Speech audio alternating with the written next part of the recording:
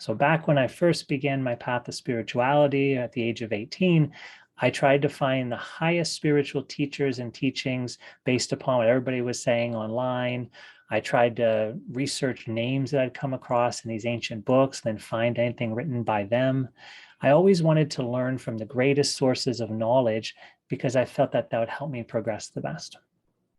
So as I teach you today, you might notice that some of the techniques or some of the concepts that I'll be giving you come from these different systems that have been on Earth for a long period of time. Essentially, I've put together different parts of a meditative process that I feel make the transition into deeper states of consciousness a lot easier to obtain. Now, before I jump into the technique that I'd like to teach you today, I want to talk a little bit about why meditation is effective, why we should be using it every day, and also how it works at changing us to help us progress on a spiritual path towards enlightenment. Essentially, you're a creator in this reality. So we all experience ourselves as these expanded states of consciousness. If we quiet down and try to find who I am, we realize that we're a deeper intelligence and a deeper state of perception.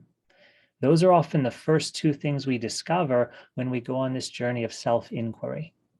So self-inquiry is a term that comes mainly from the teachings of Advaita and the path of the system of Ramana Maharshi. He used that word frequently, and a lot of people in the modern day world reference him as such a kind of like a fatherly role in this path of self-inquiry and meditation.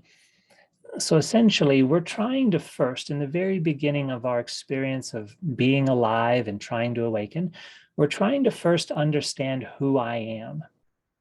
And along this journey, we essentially discover that we're not the thoughts, we're this deeper intelligence that perceives our thoughts. We also find that we're not the body. Now, this is something deeper that gets realized in meditation, but it can happen very quickly if you know how to look for it. We learn that we're not the physical body because we perceive the body. We feel the shape of the body inside of our perception. We notice that we feel movement inside of our perception. For those of you who are empathic or who can sense energy, you may notice that you feel emotional energy from your environment. Some of you may even feel a border around your physical body in the shape of the aura, which is shaped kind of like an egg. So as we go deeper into meditation, we realize these two fundamental things. I'm a deeper state of perception, and I'm fundamentally different than my thoughts. I'm different than my emotions, and I'm different than the feeling of my body. When we do this self-inquiry practice, we discover that I have a perceptual process that I experience myself as. I can see the body, but I can't really see myself as consciousness. I can observe a process of perception happening, and that's as close as I can get to myself in this human experience. We can't see our consciousness as a form, but the form, or the consciousness rather, sees all the forms. We can't really point to who we are, but we can point to what we are doing, how we're creating, and how we're perceiving. So very early on in meditation, we should discover this. We should learn how to find ourselves. Sometimes in beginning teachings of meditation, I feel they skip over this fundamental part, and people are left just watching their thoughts all day long, or feeling confused about not knowing where to go or how to focus. So I think it's very important that we learn this fundamental concept before we start meditating, rather than not be taught it and then try to let ourselves discover it. That's one of the challenges, I think, in spirituality, is sometimes they rely so fully on you finding your own answers that the process happens more slowly. right? I want to give you shortcuts. I want to help make this process easier for you. I'll lend you my mind. I'll tell you what I understand. I'll tell you how I perceive things and what my experience is like, so that you can have a shortcut on your own path of enlightenment, so that you can essentially learn from me and use my experience, compare it against your own, reach new conclusions, grow in new ways, and thus grow and progress a lot more quickly.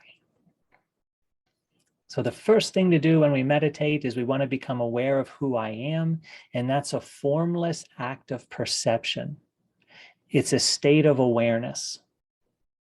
We're not our thoughts because we can perceive them. There's a distance between myself as a deeper consciousness and the thoughts that I perceive. That's why I can reflect on them. That's why I can understand them and even co-create with my mind. We also want to feel ourselves as a spacious container of awareness. And then we'll notice that we are actually larger than the size of our body, because we can feel the space around the body. We can feel a vibrational field around the physical body. So we must be larger than the physical body. When I teach meditation, the first step is closing your eyes and trying to sense this open space of awareness that we are. So we try to feel the space of our perception. Once we're able to feel that silent, still, empty space, now we're in a state of presence. Now we're connected to our deeper consciousness. And then we can start meditating. If we don't find that state of perception first, we're not really meditating. We're in the thoughts, we're in the story, we're in the body being identified with these things. So it's really easy to take a big leap in your progression of meditation if you just know what to look for as soon as you start meditating. Meditation is a process of choosing one point of focus and then staying on that point of focus. So we launch our meditation experience by focusing on the state of being awareness. We focus on the feeling of the open space. And then right away, we feel ourselves transcending the mind and transcending the human body. We realize we're not the thoughts, we're a silent knowing. We're a silent intelligence that's built into this empty state of perception, this invisible container of perception. We're also sensing the body, but we're feeling we're greater than the body. Okay, so that's the first step. The next step that I teach is to feel your spiritual heart. So as soon as you close your eyes, you want to become aware of yourself as consciousness. Once you're able to identify this consciousness, you continue feeling it. And then you feel your spiritual heart. Now, the spiritual heart is an energy center existing in the center of your chest, and that's where your mind as a human being first begins. The spiritual heart is the birthplace of our mind's energy.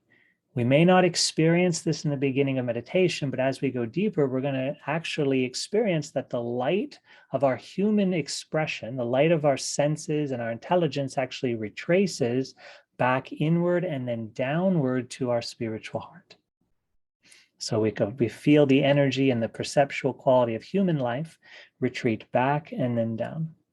So the energy of our expression in this reality begins in our heart.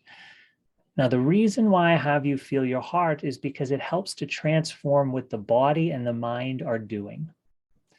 Sometimes, if we're just meditating as spacious consciousness, the mind keeps thinking and the body keeps animating itself.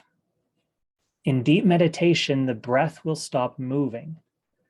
As the mind stops, the breath stops.